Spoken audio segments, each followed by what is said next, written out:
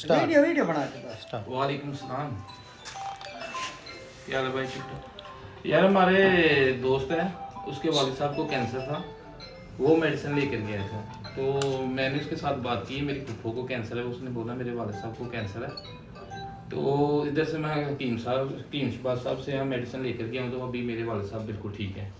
तो मैं उसके बारे में इधर उसके रास्ते से आया हूँ इधर हकीम साहब के पास आपकी फुफ्फो की मेडिसिन लेने के लिए। तो उनकी जो वाले साहब है उनकी तबीयत कितनी बेहतर है? 100 में से कितने 100 से परसेंट? कम 80% वो ठीक है। और कितने दिन पहले दवाई लेके गए थे? वो कम से कम 18-19 दिन पहले लेके क्या गए। बात है, उनको माशाल्लाह। कहाँ पे था कैंसर?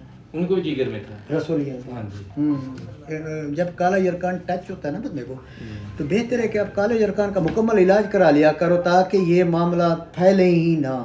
उसके बाद जो है ना जिगर ख़राब रहता है, उसके बाद वह कैंसर फिर रसोलियाँ वगैरह वगैरह कई मसाला। और जिगर में भी पानी भी मतलब जिगर नकारा जब होता है ना पेट में पानी भरना शुरू हो जाता है। तो ये अल्लाह ताला इनकी भी वालदा को सेहत दे।